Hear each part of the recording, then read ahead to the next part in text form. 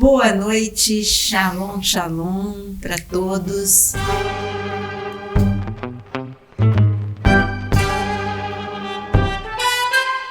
O ambiente está diferente, decoração diferente, a mesa está maior. Onde é que a gente está? Estamos no Japão, literalmente do outro lado do mundo. Então, boa noite para vocês. Aproveitando essa minha estadia no Japão, nós gravamos esse podcast para você.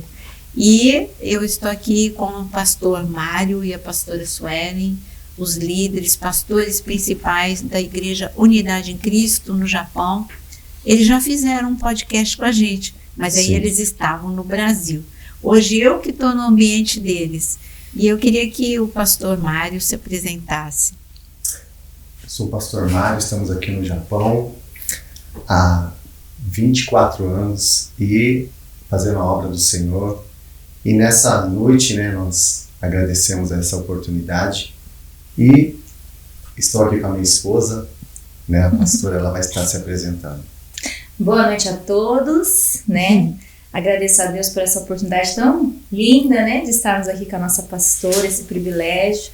E eu creio que será um podcast muito interessante e fique ligado aí em tudo que a gente vai estar conversando.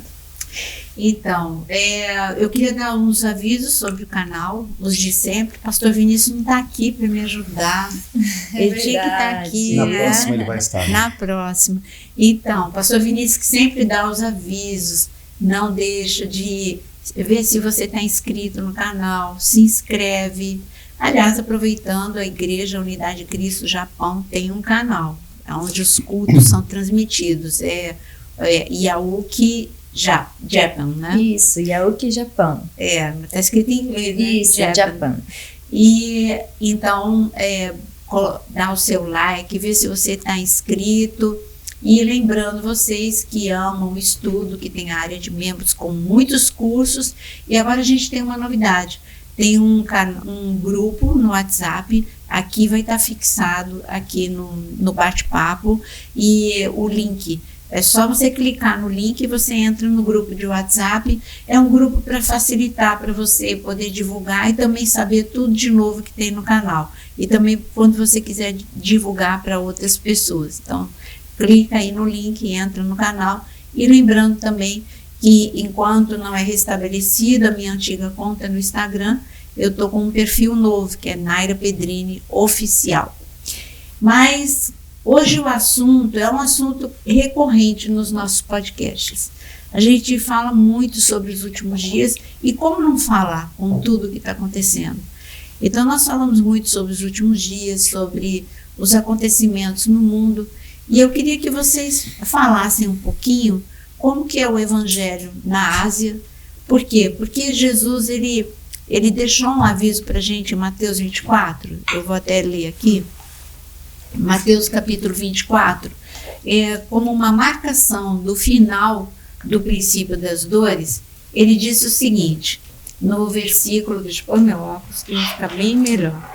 Mateus capítulo 24, no versículo 14, está escrito: e este evangelho do reino será pregado em todo o mundo, como testemunho a todas as nações, e então virá o fim. E antes deste versículo 14, é dito uma série de coisas intitulado por Jesus como o princípio das dores. Ele fala de engano, nos versículos anteriores, ele fala de guerra, de fome, de doenças e perseguição. Ele fala de muitas coisas. E aí ele diz, mas ainda não é o fim. E ele diz que antes do fim viria essa evangelização mundial.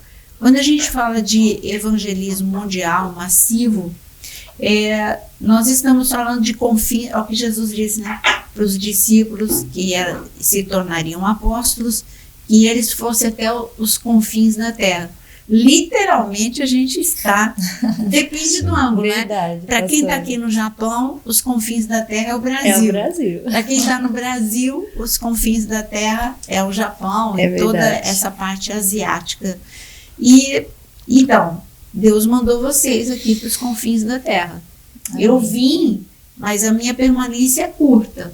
A de vocês estão cumprindo literalmente o chamado dos confins da terra. E como é o evangelho nos confins da terra? Bom, pastora, realmente aqui no Japão é muito escasso o evangelho, né? A gente encontra essas dificuldades não somente culturais, mas também da língua. Os japoneses em si são pessoas fechadas, né? A cultura em si já faz deles pessoas mais fechadas, e isso dificulta bastante o evangelho da palavra de Deus. E é um desafio para nós que estamos aqui no Japão, porque infelizmente a gente vê que os japoneses, eles não entendem, né, a cultura ocidental. E, querendo ou não, o cristianismo está envolvido, para a cabeça deles, a gente sabe que é a cultura do céu, mas para eles está envolvida com a cultura ocidental. Então eles fazem essa divisão na mente deles, dizendo assim, bom, pessoas que são do ocidente são cristãos, e pessoas que são da Ásia são budistas, né? Ou shintoístas, no caso, que é a religião oficial do Japão, né? Da nação. Então, a gente encontra essa dificuldade e não tem sido fácil. Não tem sido fácil, mas, graças a Deus, Deus tem nos dado algumas estratégias, né? E eu creio que o Senhor vai começar a trazer muitos japoneses. Já temos, né? Já tem. Eu acho assim que, não, além da estratégia, Deus tem dado graça a vocês. Sim.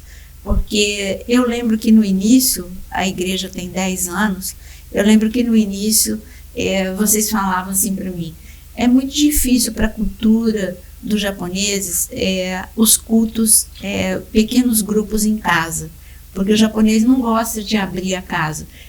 Uma curiosidade para nós ocidentais, as primeiras vezes que eu vim aqui para o Japão, foi assim, as janelas todas fechadas. Toda casa, nunca vi uma janela aberta. Verão, eu já vim no verão, janela fechada. No inverno eu achava lógico a janela tá fechada, mas no verão, aqui faz muito calor, e isso faz parte do quanto o japonês, para ele é importante a privacidade. Sim. E você ter pequenos grupos em casa, vocês me falavam, não vai dar certo aqui no Japão. E de repente agora, de 2 anos para cá, eu vejo um fenômeno. Vocês com fotos não de brasileiros, né, mas de japoneses, brasileiros também, mas grupos só de japoneses com grupo em casa. Então, o que aconteceu de diferente? O que Deus fez, né? Sim, o japonês, ele tem ele não passa dificuldade financeira. Dificilmente ele passa uma dificuldade financeira, mas só que a família dele, dos japoneses, eles não têm muito contato, né, entre eles. E isso permite também que o evangelho entre, porque o poder de Deus se manifesta aí. Quando ele visita a igreja pela primeira vez, ele é tocado pelo Espírito Santo, sem saber o que é, pela presença de Deus. E aí, quando ele é tocado, ele quer saber o porquê que ele está chorando, o que está acontecendo com a vida dele. E nessa é uma oportunidade que nós se aproximar dele e explicar para ele. E aí ele vai conhecendo, porque o japonês ele precisa conhecer quem é a pessoa. E com esse conhecimento que ele vai se aproximando e vendo a pessoa, confiança. E aí ele vai abrindo a porta da casa dele. Porque ele não abre de primeira assim. Uhum. Então, quando ele vem na igreja, ele é tocado por Deus e aí ele quer conhecer. E essa confiança que nós vamos tendo com ele vai abrindo a porta da casa dele. E a gente está num país, porque quando a gente fala do evangelho da última hora e o evangelho mundial, né?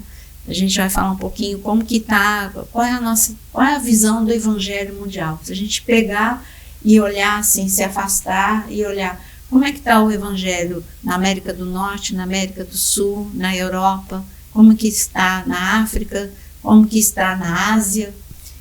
Eu diria que eu tiro um retrato, eu vejo os sintomas das 7 igrejas de Apocalipse. Eu vejo como grupo, né? eu vejo assim, na América do Norte, uma igreja com bastante engano, é isso que eu vejo, acomodada, e seria praticamente uma Laodiceia dizendo que já tem tudo e não precisa de nada. Tem fórmulas, como ter sucesso, como ser um bom pregador, como ter uma igreja, uma mega igreja, um evangelho com bastante pacotes de engano. E eu não estou generalizando, tá? Eu estou falando, não estou assim colocando todo mundo. É claro que tem muito evangelho genuíno. Eu estou olhando assim, falando em linhas gerais, como que está o evangelho. E aí você fala, mas teve o avivamento em Asbury. E eu gostei muito do que a pastora Suelen escreveu na apostila. Na apostila para o congresso que a gente vai fazer. Sim. E ela citou este avivamento. E eu queria que você falasse o que você escreveu, e a gente vai continuar, tá? Falando sobre o Evangelho. Falei da América do Norte, mas vamos abrir esse parênteses para falar o que é um avivamento. Porque como que está o Evangelho no mundo, quais as dificuldades, qual a perseguição e aonde está entrando o avivamento. Né? Sim, é interessante ver, né, como lá em Asbury a gente viu esse avivamento, esse poder de Deus, né? E eu creio que mais lugares estão sendo cheios da glória de Deus, né? E é interessante, até falando de uma experiência minha própria, né? Quando eu vi esse avivamento lá, e eu vi os pastores no Instagram compartilhando, aquilo acendeu uma chama, sabe? Uhum. Porque a gente espera este avivamento há muito tempo também aqui Sim. no Japão. E aquilo foi como se fosse uma chama, um sinal de Deus, daquilo que Deus vai fazer nesses últimos dias. Então aquilo tocou muito meu coração, encheu o nosso coração de esperança, né? Porque a gente busca esse avivamento no Japão. Como foi dito, né, as últimas pesquisas que eu vi mais ou menos, hoje é aproximadamente 2% da população japonesa que já está sendo alcançada pelo cristianismo. Mas o cristianismo que é falado ali é englobado o catolicismo, as seitas cristãs e tudo, então é 2%. Mas eu creio no avivamento de Deus. Eu estava fazendo uma pesquisa também, pastora, em questão aos americanos que vieram para o Japão para evangelismo. E eles falam que quando eles foram para Tóquio, naqueles lugares grandes de Tóquio, Shibuya, né? Eles entraram ali e eles abordavam os japoneses. Eles falaram que 80% dos japoneses não tinham tido um contato verdadeiro com o evangelho. E ali eles abordavam e as pessoas falavam, que interessante, nossa, Jesus, vamos falar, já ouviu falar? Mais ou menos, já vi alguma coisa, mas não sei. Então eles não sabem nada do evangelho. E a gente tem o privilégio de estar aqui no Japão para anunciar, sabe, ser os pioneiros a anunciar o evangelho para essa nação. Então eu vejo um coração dos japoneses que querem Deus, mas não sabem aonde buscar. O que eu vejo que, por exemplo, quando Deus estabeleceu vocês aqui, assim como estabeleceu outras pessoas, mais ou menos igual o Hudson Taylor. Eu li, eu por ser apaixonada por missões, então eu li um livro que fala da vida de Hudson Taylor, e o que me chamou a atenção é que ele, como um evangelista europeu, faz tanto tempo que eu não lembro se ele é americano ou se ele é europeu. Depois procurei, faz um Google e procurei. Okay. Mas o Hudson Taylor, o importante é que ele chegou de navio na China, né, já era o mundo asiático, chegou na China e ele ficou muito frustrado, porque isso que você falou, nunca tinha ouvido falar. É claro que a gente está falando de muito tempo atrás, mas ele também não tinha resultado. E ele viu que ele tinha que fazer alguma coisa para ter resultado. Foi quando Deus deu uma estratégia para ele. Aí ele começou a se vestir igual aos chineses, deixou o cabelo crescer e fez a trança igual aos chineses, e aprendeu a língua, aprendeu o chinês. Então sim, ele teve um resultado. E eu vejo que é isso que Deus fez com vocês, né? Trouxe para cá. Hoje vocês têm uma nova geração, vocês já estão bem japonesinhos, mas tem uma nova geração que são os filhos de vocês. Eu olho para os filhos, eu olho para os adolescentes e os jovens da igreja. Acabei de fazer uma observação de uma pessoa que entrou e falou: gente, é muito japonesinha. Fala português, mas é muito japonesinha. O jeito de andar, o jeito de pensar, o jeito de falar, tudo é japonesinho. E isso é a estratégia de Deus para esse avivamento, porque tem que ser essa geração. Talvez vocês que se adaptaram e fizeram muitas transformações na vida de vocês, mas vocês estão preparando para uma nova geração. Amém. Porque vocês vão ver e vão participar. Mas eu acho que são eles pregando. Exatamente, pastor. Vocês estão semeando, mas quem vai realmente ser instrumento do avivamento é quem vocês estão preparando. Sim.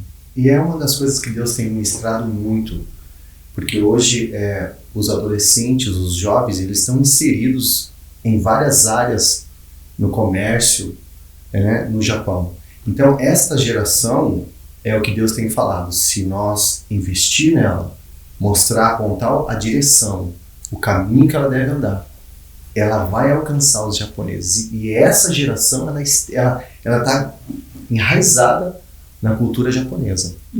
Então, essa estratégia de Deus. Realmente é isso que a pastora disse.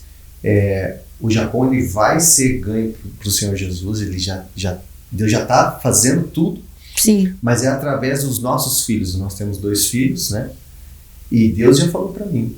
Falou: olha, eu quero esses meninos para mim. Aponta o caminho para eles, mostra a direção, porque eles vão andar por esta nação. Eu creio nisso. Exatamente. E essa questão das gerações é uma das coisas que mais tem tocado no nosso coração, a preocupação. Eu estava fazendo uma pesquisa falando sobre essa preocupação e fala que se nós não se atentarmos para a próxima geração e estivermos ligados a ela, essa geração, a próxima geração será fraca. Sim, tem que passar o bastão direito. E aí que eu vejo hoje o mal-estar que às vezes a gente tem. Por exemplo, eu tô com 37 anos. Às vezes a gente não consegue ter um contato com um adolescente de 12 anos, né? E eu comecei a refletir por que se eu sentar hoje com um adolescente do meu lado, a gente não vai ter mais aquela proximidade, eu não vou conseguir trazer o assunto dela e ela também não vai conseguir entrar no meu assunto. E isso é uma preocupação que eu vejo da igreja hoje. A gente precisa estar mais em contato com essa geração para que ela seja uma geração fortalecida. Sim, essa transição precisa ser como Moisés. Foi uma transição tranquila, né? De Moisés para Josué. Tinha uma geração mesmo entre eles, né? Uma diferença de idade. Lá no início, Moisés com 80 anos e já Josué já era com 40 anos, né? Josué e Caleb. E a gente vê que tinha uma diferença até cultural entre eles, porque mesmo por mais que Moisés fosse hebreu, ele foi criado pelos egípcios, então ele tinha uma forma de pensar diferente. E a gente vê como quem entrou na Terra Prometida foi uma outra geração. Sim. Então isso foi tranquilo, né? Mas a gente trazendo o retrato ainda do Evangelho, eu queria que vocês falassem um pouquinho sobre resistências, perseguição, porque as pessoas às vezes acham que a perseguição ao Evangelho é só um país onde há uma perseguição, onde há risco de vida, prisão. Existem vários níveis de perseguição, mas como eu estava falando, lá na América do Norte, eu diria que é uma igreja de Laodiceia. A América Central viveu o grande avivamento anos atrás, Guatemala, mas parece que assim, a chama deu uma diminuída. A gente não ouve mais falar de grandes movimentos na América Central, mas o que você falou de Asbury, para mim não foi nem chama, foi faísca. Porque não foi uma faísca sustentável. Sim. Porque a gente vê, junto com o avivamento, a gente vê uma transformação e um impacto. Um impacto que só vai, por exemplo, o avivamento da igreja primitiva, ele não parava. Ele começou no cenáculo, ele foi para o pátio, alcançou aquele grande número de pessoas lá, pátio dos gentios, e ele não parava. É uma faísca que incendiou. A gente precisa ver algo que não apague. Verdade. Né? Foram dias que trouxe ânimo e esperança para todos nós, mas não pode parar. Tem que permanecer. É verdade. Não, olha, aí começou, não, tem outras faculdades também, universidades que estão buscando, mas não foi assim, deu uma alegria. Sim. Mas a coisa tinha que continuar de uma forma descontrolada. Sim. Descontrolada, vocês estão entendendo o sentido que eu estou falando. Mas já trouxe, Deus pode começar e é exatamente a receita de como vai ser. Com anônimos, o evangelho genuíno, com arrependimento, com santidade, sem estrelismo. Então a gente já viu que a receita de avivamento sempre é a mesma, né? É verdade, pastor. Mas aí a gente vai para a América Latina, né? Como é que está? Aí a gente vê que na América Latina nós temos um inimigo, que eu queria que vocês conversassem comigo sobre isso, um inimigo que ele é como um predador. E o predador, ele sente o cheiro. Ele é atraído pelo cheiro. E ele sente o cheiro da bênção. Primeira coisa. E esse predador também tem outra coisa. Ele conhece a palavra. Melhor do que muito cristão. Sim. É verdade. E ele conhece também as promessas. Promessas que não estão escritas assim. E Deus varrerá o Brasil com avião. Não está escrito. Sim. Mas Deus tem uma promessa através de grandes profetas que falaram o que vai acontecer no Brasil, na América Latina. Então é um grande potencial que ele tem que calar a boca. Sim. E o que é que está acontecendo na América Latina? A grande dificuldade é praticamente em todos os lugares, resistência ao evangelho, uma pseudo, como é que eu posso dizer, de uma pseudo não é pseudo, é uma perseguição mesmo. Sim. Com um tipo de intimidação. Se você falar, você vai ser cancelado. Sim. Se você falar nessa linha, Aí quando a gente pensa só numa perseguição maior, a gente vê perseguição no meio do corpo de Cristo. É verdade. Então se você fala que o que eu vejo, e aí eu quero passar isso para vocês, o que eu vejo? Eu tendo um canal onde eu falo sobre os últimos dias, eu me sinto meio que perseguida, porque não está na moda você ser pré-tribulacionista. Sim. Para você ser uma pessoa legal e moderna, você não pode acreditar, e aí fica ridicularizando, porque isso é só 200 anos, aí não pega a palavra como um todo e analisa, e eles são bem agressivos, eu vejo isso como uma intimidação, não há respeito em relação à tua posição. Eu vivo falando aqui no canal, o pré, o meso e o pós-tribulacionista estão esperando Jesus, só em tempos diferentes. Então por que brigar? Então por que agredir? Sim. Aceite, fala, eu te respeito, meu irmão, eu acredito assim, mas eu te respeito. Sim. Então isso eu vejo uma perseguição no meio de quem tinha que estar unido. Verdade. Aí começa uma divisão. E eu não sei como que é aqui no Japão, né? Eu vejo também, pastora, me corrija se eu estiver errada, né? Mas eu vejo que hoje em dia a igreja brasileira, ela tem perdido as forças porque há muita competição.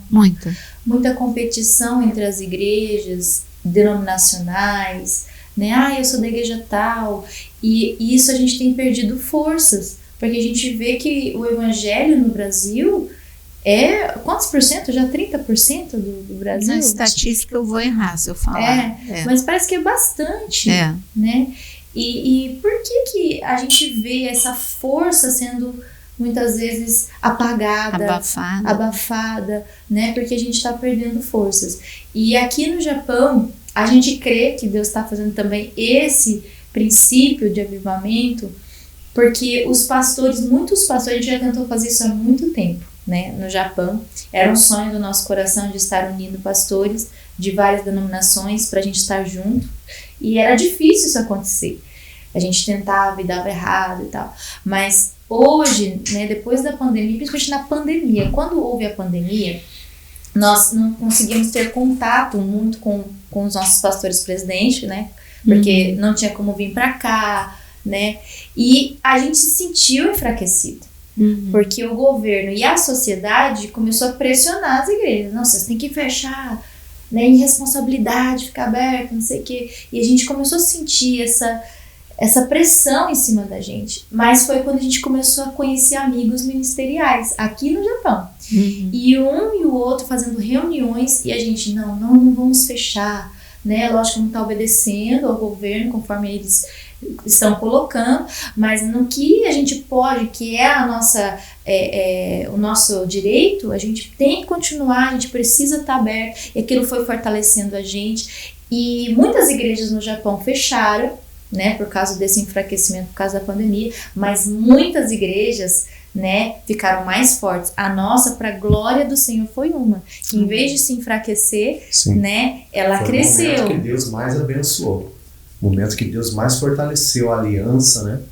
E para poder continuar. Sim. Então, por isso que hoje, olhando o Japão, tem muitas igrejas brasileiras no Japão, né? E tem várias etnias e várias nações no Japão. Mas a única, assim, que falta a unidade dos pastores, dos líderes, é a brasileira. Então, é isso que Deus quer fazer, porque o brasileiro, a igreja brasileira no Japão, ela precisa dessa unidade, porque a igreja brasileira no Japão, ela é forte. Sim. Né? Inclusive, numa dessas reuniões, foi um japonês que ele mexe com essa área de evangelismo na Ásia, né? É muito forte esse pastor. E ele foi nessas reuniões de pastores e ele falou assim, olha, a gente conta com os brasileiros, porque na pesquisa que a gente fez, 40 mil brasileiros que estão no Japão são cristãos. Isso é muito relevante, isso é muito importante. E a gente precisa de vocês para o evangelismo dos japoneses. Isso a gente ouviu, né, de um dos cabeças que faz essa parte de unidade entre pastores no Japão para evangelismo. E é neste ano que eles vão ter um evento que fica em setembro. Setembro.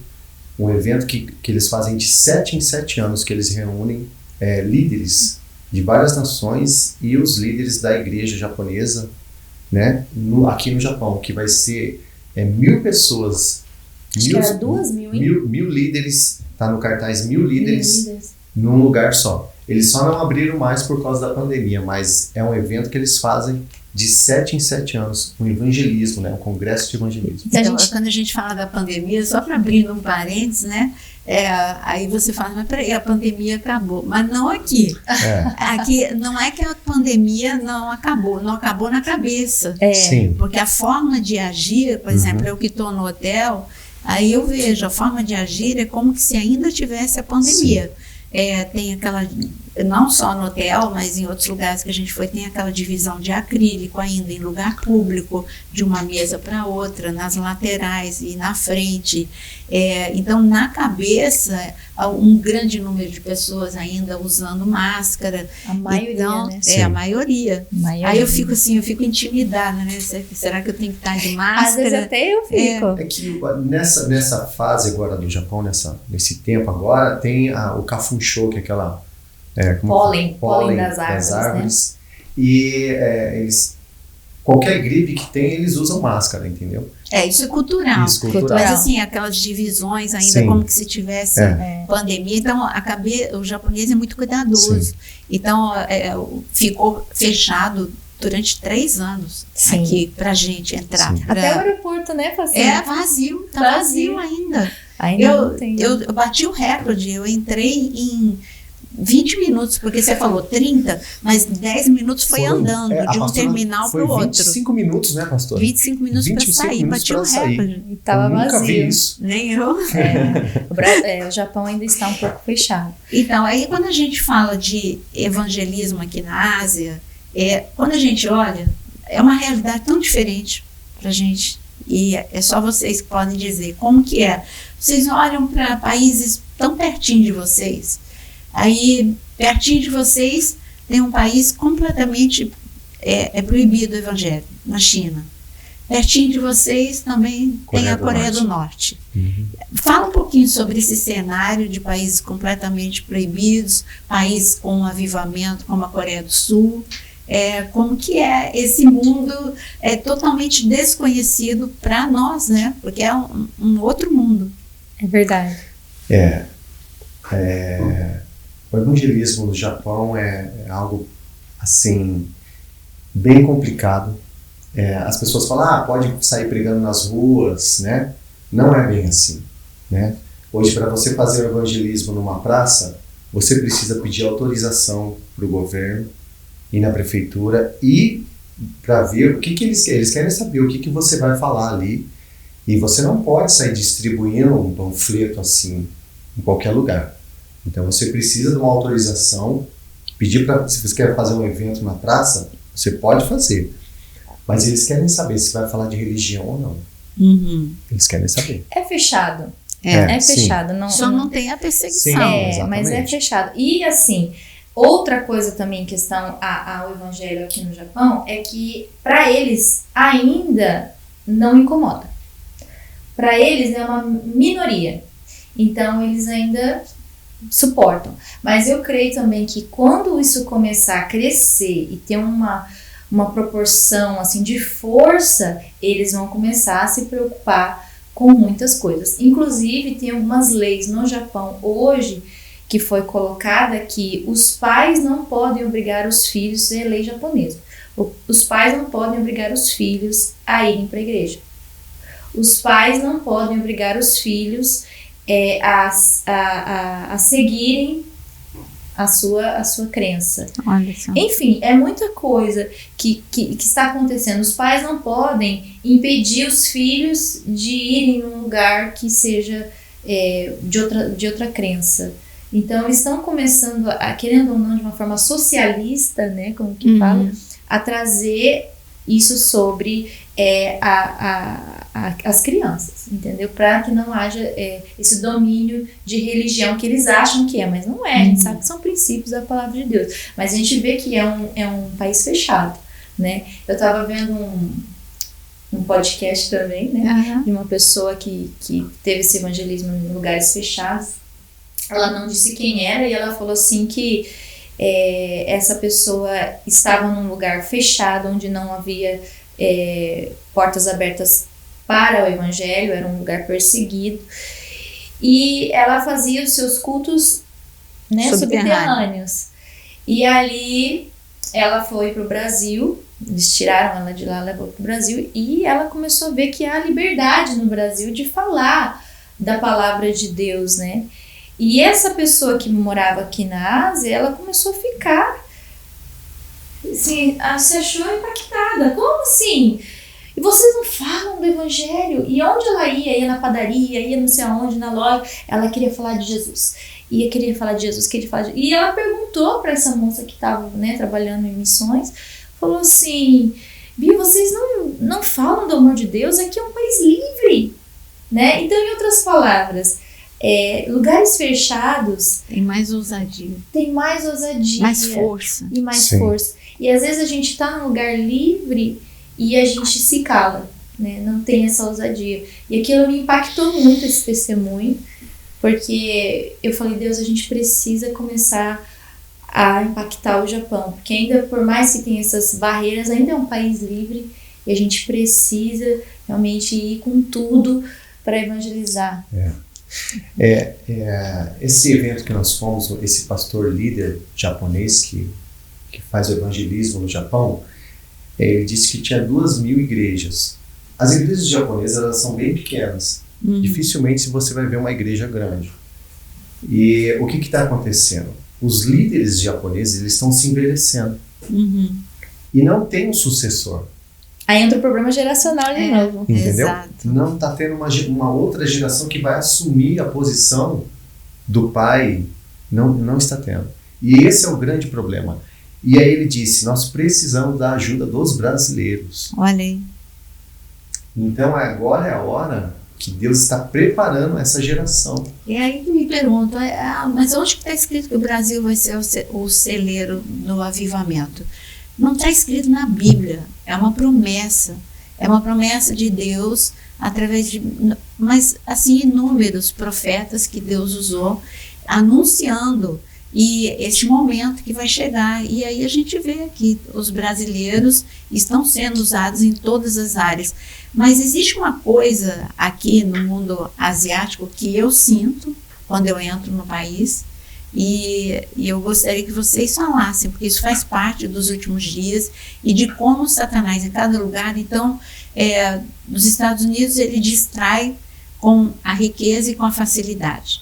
É verdade o que você falou, quanto maior a dificuldade, mais você se agarra ao que é essencial. Quando você está com uma zona de conforto, você se distrai com aquilo que é supérfluo. Então, o que é a famosa síndrome de Ló, né? Enquanto ele estava com Abraão e morando em tenda, as coisas mais difíceis, ele estava conectado com Deus. Quando ele foi para a região de Sodoma e Gomorra, a vida fácil, a esposa nem lembrou mais de Deus, né? Ló ainda tinha um temor de Deus, mas foi fácil distrair e perder o timing. Ló não estava nem sabendo do que os anjos mandaram. Se ele tivesse conexão com Deus, ele ia entender que era tempo de juízo, que ele tinha que fazer algumas coisas. Mas tudo que o anjo falou, e por misericórdia lá, pela oração de Abraão, foi novidade para Ló. E eu vejo o mundo dessa forma, né? Isso que você falou, a facilidade, chegando a essa posição também no Brasil, não é só a América do Norte, a América do Sul, em geral, com toda essa zona de conforto, as pessoas oram menos, leem menos a palavra, sentem menos. Aí uma igreja perseguida, ela corre o risco de vida e vai e se reúne em cultos subterrâneos. É a igreja, né, debaixo da terra.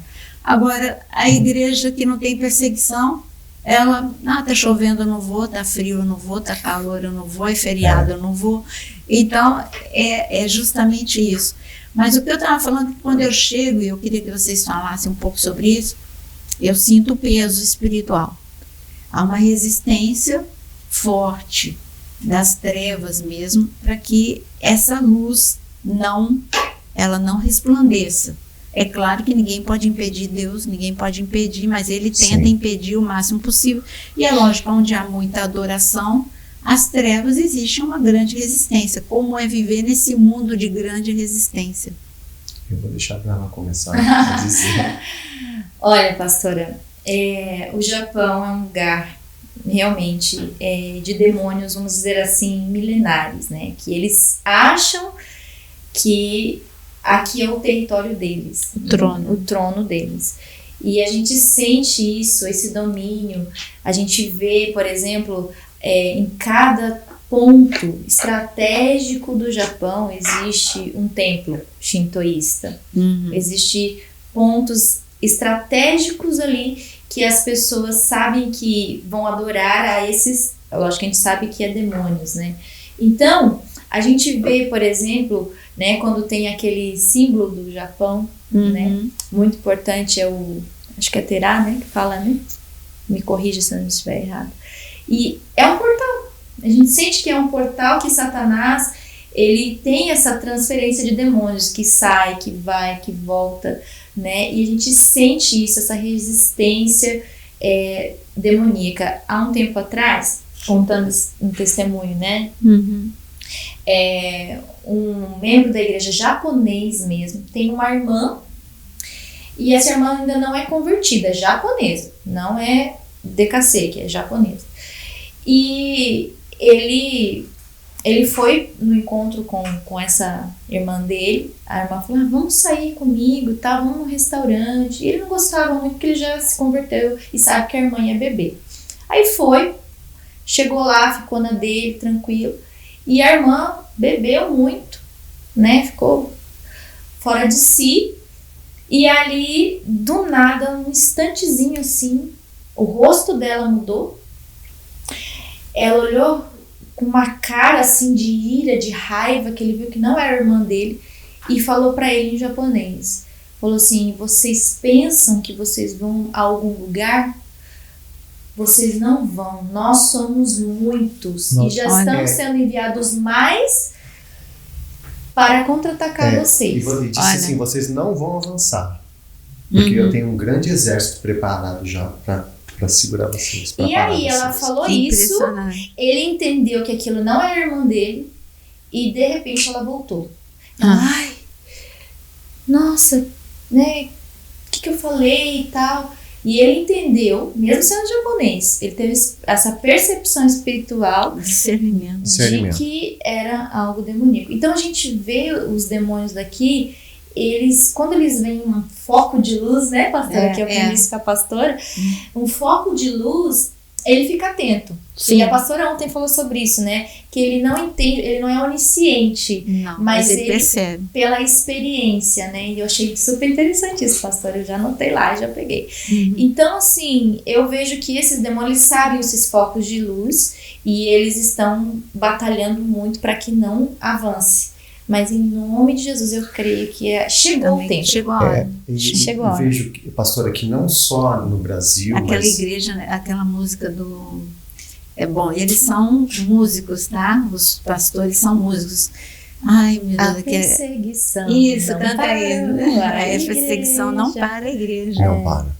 Não vai parar. Nós vamos avançar e nós vamos crescer. É isso aí. E assim, o que ele luta muito também na igreja brasileira, no Japão, é com a unidade.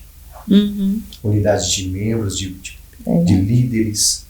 Porque uma igreja unida, quem que vai segurar? E reino dividido não subsiste. Então ele luta para destruir o quê? Lideranças de igreja. Porque essa tem sido uma grande guerra na nação japonesa, né, na igreja brasileira. Não só na brasileira, mas a igreja japonesa, porque a igreja japonesa, a maioria são, como eu disse, bem pequenas, e elas não dão liberdade ao Espírito Santo.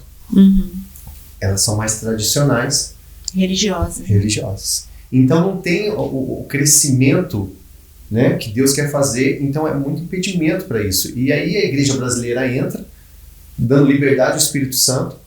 Só que o grande problema que acontece aqui é a unidade dos líderes, que acaba separando, entrando, trazendo divisão. Então isso traz um grande problema para o andamento do evangelho, porque se a igreja estiver unida, ninguém segura.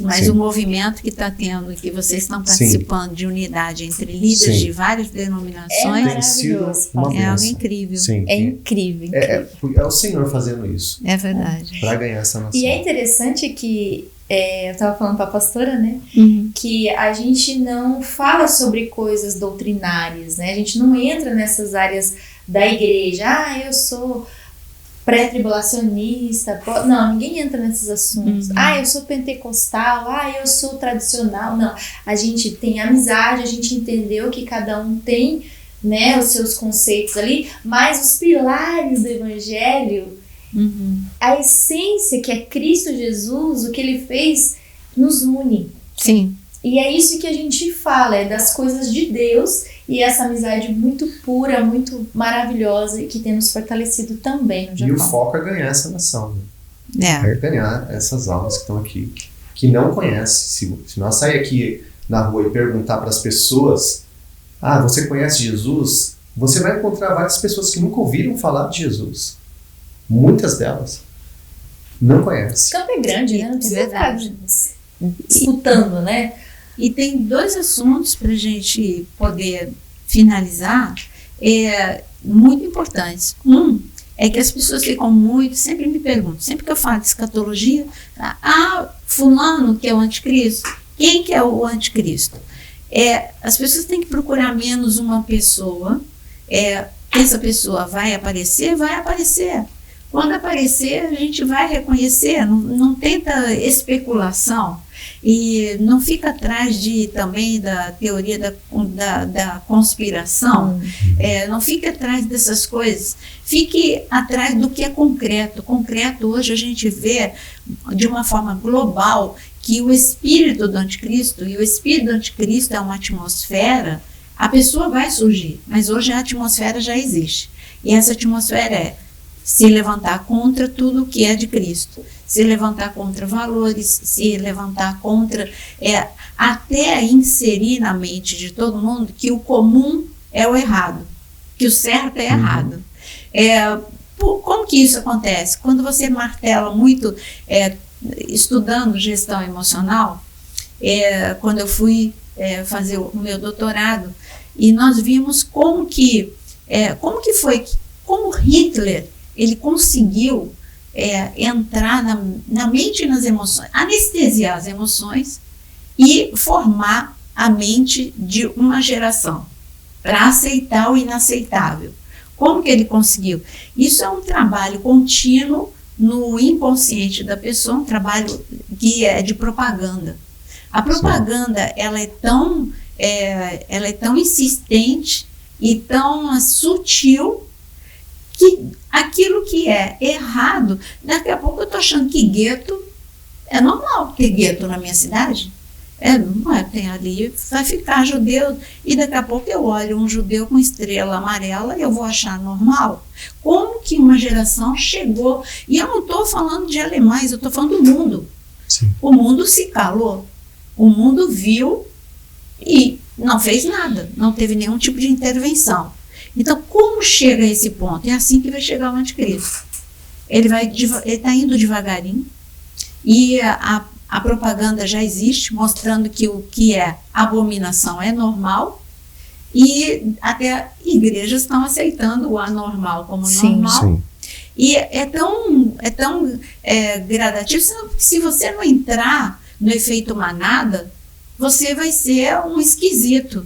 E as pessoas não querem ser aceitas, não querem ser esquisitos. E eu vejo que o enfraquecimento do evangelho é por aí. As pessoas com o evangelho moderno, ela aceita o inaceitável. Isso já é o espírito do anticristo.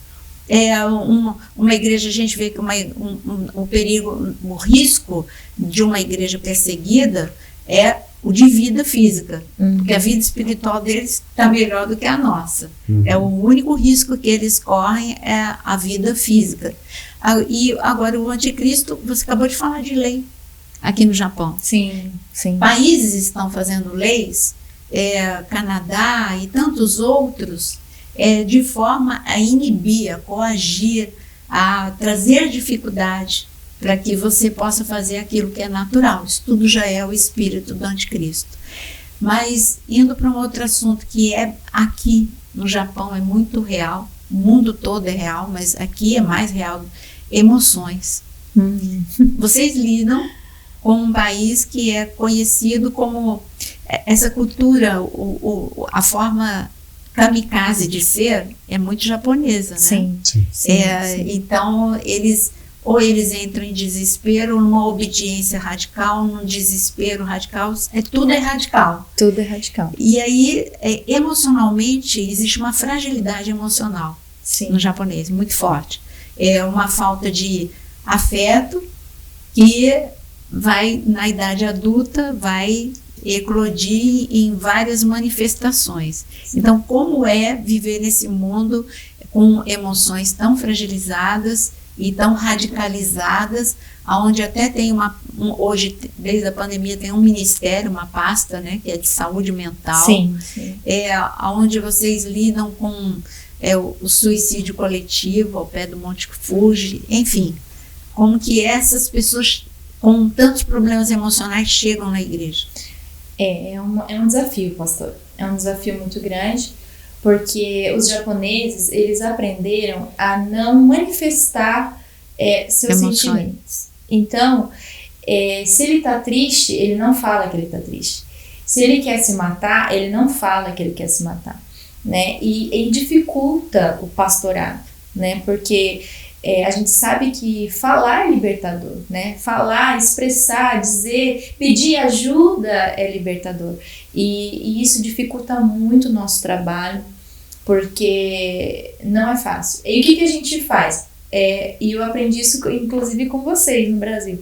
A gente tenta fazer a pergunta exata, Porque se você perguntar amplo, você tá bem? Ele vai falar que tá tudo vai bem. falar que demorar. tá tudo bem. Então você já tem que perguntar ali naquilo que ele tá. Por que você tá triste? Né?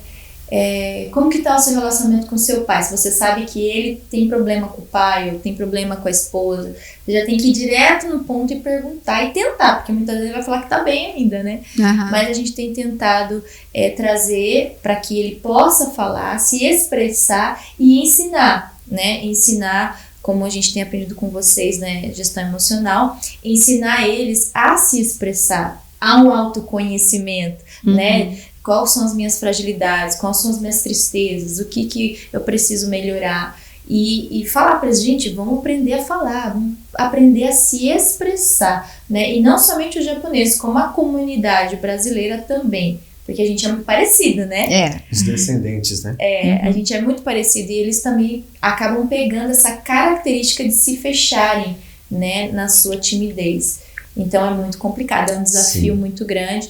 Muitas pessoas querem se matar, né? Uma das coisas até que de impacto que eu gostaria de trazer para vocês aqui, um dia eu estava na igreja, a gente ia ter um encontro de mulheres e eu estava fazendo louvor, ensaiando, e chegou uma adolescente pela porta, né? Chorando, desesperada. E eu fiquei muito preocupada, ela ia ficar no data show com a gente. Eu falei, minha filha, o que aconteceu? Por que você está chorando desse jeito? Aí ela falou assim, pastor, eu estava vindo de a pé da minha casa e eu não sabia, quando eu olhei na casa atrás da igreja, né, um homem estava enforcado. Nossa. E aquilo foi muito impactante para nós, né, porque Tão perto. tão perto. Tão perto. E aquilo assim até me emociona em falar, porque isso toca a nossa vida, né? Sim. A gente pensa e fala, meu Deus, O que o que estamos fazendo? Deus sabe que a gente está tentando, mas ainda tem muita coisa para fazer no Japão. Muitas vidas que precisam ser alcançadas. E saber que foi atrás da igreja foi algo assim muito impactante, sabe? Que a gente precisa realmente nos atentar. Então o Japão, ele tem muito esse problema do suicídio. E eu creio que Deus abre portas aí para que Deus possa agir nessas vidas e elas não sejam ceifadas por Satanás, né? Então, o que a gente vê é que realmente a gente tem que parar de viver um evangelho egocêntrico. Isso faz parte dos últimos dias, né? O amor se esfriar de quase todos. E a partir do momento que o corpo de Cristo fala, como você, né? Ficar tão tocado pelo que vocês já estão fazendo muito, mas ficar tocado pelo que tem muito ainda a ser feito, isso vai trazer um movimento para o corpo de Cristo. Aleluia. E Jesus, ele falou, vocês não vão ficar aí todos juntinhos em Jerusalém. Eu quero que vocês vejam que tem um mundo a ser conquistado. E aquela geração, eles conquistaram o mundo da época deles. E quando eu vou para a Turquia ou para outros lugares onde eles conquistaram, alguns lugares na África que eles conquistaram, o diabo tomou de volta. E a igreja precisa falar, não, nós vamos saquear, nós vamos entrar. Então essa é a hora da gente amadurecer, de sabermos que é através da unidade, você, na tua zona de conforto, saber o que você pode fazer no Brasil e o que você pode fazer pelo corpo de Cristo no mundo. Tira um minuto do teu dia e ore pelo Japão. Ore por esses líderes que ficam esgotados diante desse peso. Ore pelo Japão, ore pela Coreia, a Coreia do Norte, a Coreia do Sul, que eu creio que eles estão preparados para invadir a Coreia do Norte, né? Amém. Eles oram noite e dia para isso, para eles invadirem com o Evangelho. Eles tentam de todas as formas, né?